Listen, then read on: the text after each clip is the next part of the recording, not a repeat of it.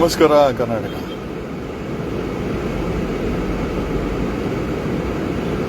ಈ ಧರ್ಮಸ್ಥಳದ ವಿಚಾರದಲ್ಲಿ ಇಷ್ಟೆಲ್ಲ ಪ್ರಬುದ್ಧರಾಗಿದ್ದೇವೆ. ಟೆಕ್ನಾಲಜಿ ಇದೆ, ಟೆಕ್ನಾಲಜಿನ ನಾವೆಲ್ಲ ಬಳಸ್ತಾ ಇದ್ದೇವೆ. ಟೆಕ್ನಾಲಜಿನ ನಾವೆಲ್ಲ ಬಳಸ್ತಾ ಇದ್ದೇವೆ.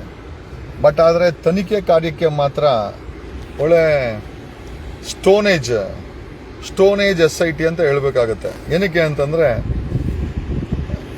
ಈಗ ನೋಡಿ, ಒಂದು ಗ್ರೌಂಡ್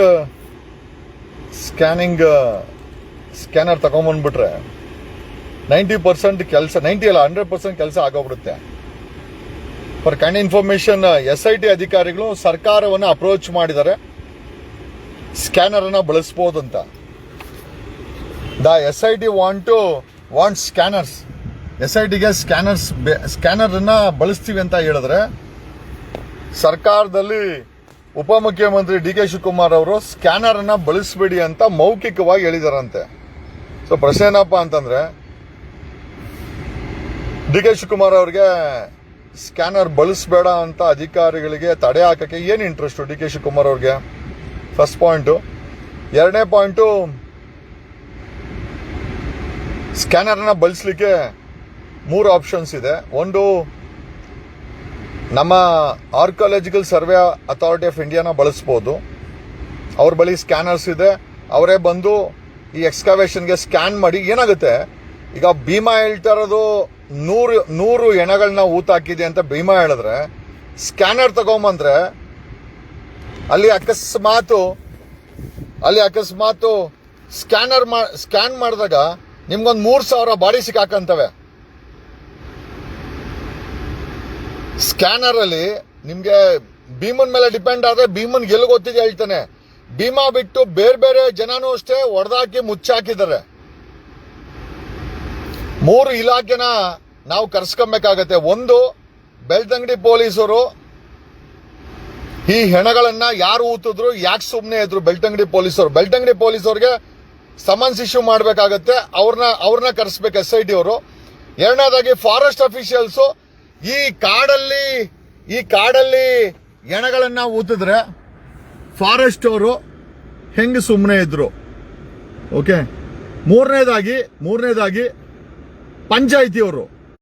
ಯಾಕೋ ನೆಟ್ ಹೋಗಿ ಬರ್ತಾ ಇದೆ. ಮೂರು ಇಲಾಖೆಯವರನ್ನ ಈಗ ನಾವು SIT ಅವರು ಕರ್ಸ್ಕೊಳ್ಬೇಕು. ಒಂದು, ಫಾರೆಸ್ಟ್ ಡಿಪಾರ್ಟ್ಮೆಂಟ್ ಅವರು, ಅದು ಫಾರೆಸ್ಟ್ ಅಲ್ಲಿ ಹೆಣ ಉಣಂಗಿಲ್ಲ. ಊತಿದ್ರೆ ಫಾರೆಸ್ಟ್ ಡಿಪಾರ್ಟ್ಮೆಂಟ್ ಅವರು ಜವಾಬ್ದಾರಿ ಹೊರಬೇಕಾಗತ್ತೆ. ಎರಡನೇದಾಗಿ, ಬೆಳ್ತಂಗಡಿ ಪೊಲೀಸರು ಅಷ್ಟೇನೆ. ಅವ್ರಿಗೆ ಗೊತ್ತಿಲ್ದ್ರೆ ಅಲ್ಲಿ ಊತಿದ್ರೆ ಬೆಳ್ತಂಗಡಿ ಪೊಲೀಸರು ಕಾರಣಕರ್ತರಾಗ್ತಾರೆ. ಕಾರಣ ಯಾಕೆಂದ್ರೆ, ಬೆಳ್ತಂಗಡಿ ಪೊಲೀಸರು 16 ವರ್ಷದ ಸೂಸೈಡ್ ರೆಕಾರ್ಡ್ಸ್ ನ ಸುಟ್ಟಾಕವ್ರೆ, ಅದು ಈ ಇನ್ಸಿಡೆಂಟ್ ಆಗದ್ಮೇಲೆ.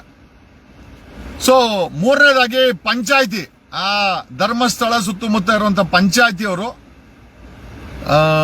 ಏನೋ ಇದಕ್ಕೆ ಬರ್ತಾರೆ. ಏನಕ್ಕೆ ಅವ್ರನ್ನು ಕೂಡ ನೋಟಿಸ್ ಕೊಟ್ಟು ಎನ್ಕ್ವೈರಿ ಮಾಡಬೇಕಾಗತ್ತೆ.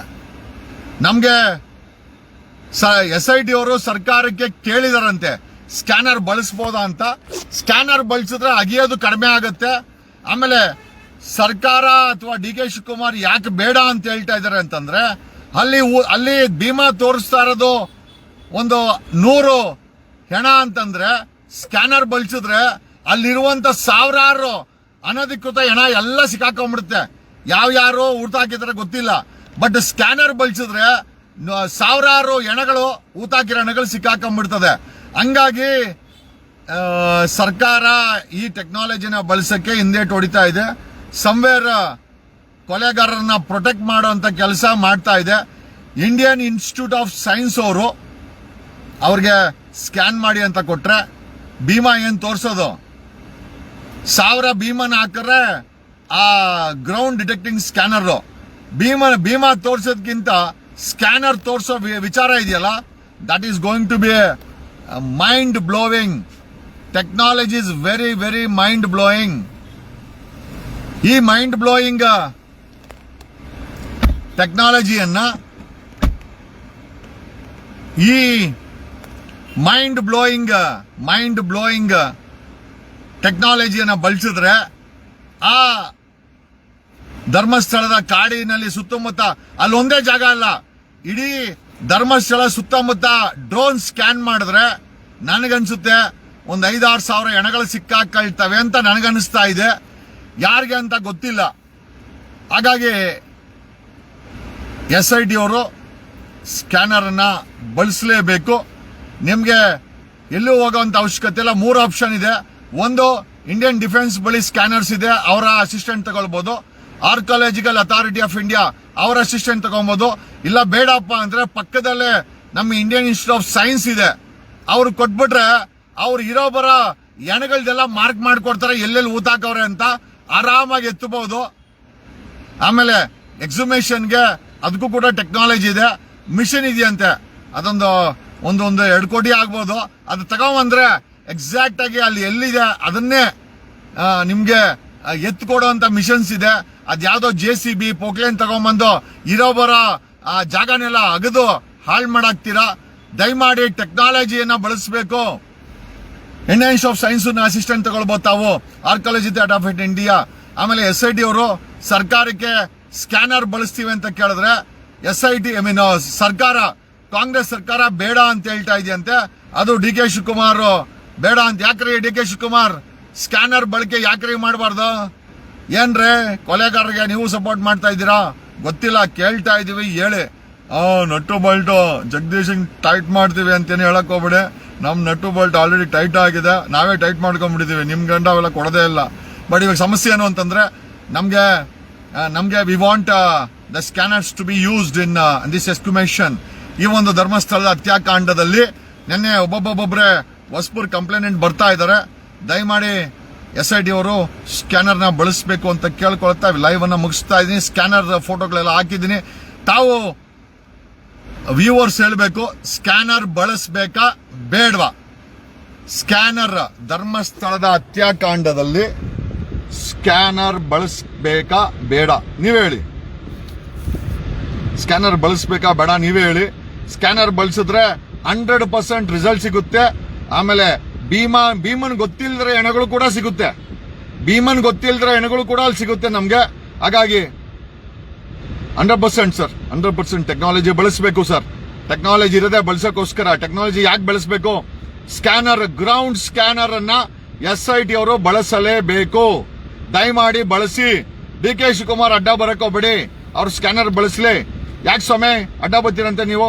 ಯಾಕೆ, ಏನಾಗಿದೆ? ನೀವ್ ಯಾಕೆ ಅಡ್ಡ ಬರ್ತಾ ಇದ್ದೀರಾ? ಆಶೀರ್ವಾದ ಪಡ್ಕೊಂಡಿದ್ದೀರಂತನ ಧನಿಗಳ ಹತ್ರ? ಆಶೀರ್ವಾದ ಸೈಡ್ಗಿರ್ಲಿ, ಸದ್ಯಕ್ಕೆ ಸ್ಕ್ಯಾನರ್ ಬಳಸಲಿ, ಓಕೆ ಅಂತ ಹೇಳ್ತಾ ಈ ಲೈವ್ ಅನ್ನ ಮುಗಿಸ್ತಾ ಇದ್ದೀನಿ. Thanks a lot. ಸ್ಕ್ಯಾನರ್ ಬಳಸಬೇಕಾ ಗ್ರೌಂಡ್ಗೆ? ಸ್ಕ್ಯಾನರ್ ಬಳಸಿದ್ರೆ ಇವ್ರನ್ನ ಕೇಳೋ ಅಂತ ಅವಶ್ಯಕತೆನೇ ಇಲ್ಲ. ಭೀಮಾ ತೋರಿಸದೇ ಇರೋದು ಸಿಕ್ಕಾಕೊಂಡ್ಬಿಡ್ತದೆ. ಓಕೆ. ಆಮೇಲೆ ಬೆಳ್ತಂಗಡಿ ಪೊಲೀಸ್ ಅವ್ರನ್ನ ಸಮನ್ಸ್ ಮಾಡಬೇಕು, ಫಾರೆಸ್ಟ್ ಅಫಿಷಿಯಲ್ ನ ಸಮನ್ಸ್ ಮಾಡಬೇಕು, ಪಂಚಾಯತಿ ಅವ್ರನ್ನ ಸಮನ್ಸ್ ಮಾಡಬೇಕು. 3 ಅವ್ರನ್ನ ಸಮನ್ಸ್ ಮಾಡಿ SIT ತನಿಖೆ ಮಾಡಬೇಕು. ಫಾರೆಸ್ಟ್ ಅವ್ರು ಹೆಂಗ್ ಉಣ್ಸಿದ್ರು ಈ ಅನಧಿಕೃತ ಹೆಣಗಳನ್ನ? ಹೆಂಗ್ ಉಣ್ಸಿದ್ರು ಫಾರೆಸ್ಟ್ ಅವರು? ಪಂಚಾಯತಿ ಅವರು ಹೆಂಗ್ ಕಣ್ಮುಚ್ಕೊಂಡು ಸುಮ್ನೆ ಇದ್ರು ಹೆಣ ಉಣ್ಬೇಕಾರೆ? ಬೆಳ್ತಂಗಡಿ ಪೊಲೀಸರು ರೆಕಾರ್ಡ್ಸ್ ಎಲ್ಲ ಸುಟ್ಟಾಕ್ಬಿಟ್ಲೇ ಕಳ್ಳ ಎಲ್ಲ ಕಳ್ರು ಬೆಳ್ತಂಗಡಿ ಪೊಲೀಸರು. ಏನ್ ಕೆಲಸ ಮಾಡ್ತಿರೋ? Okay, thank you.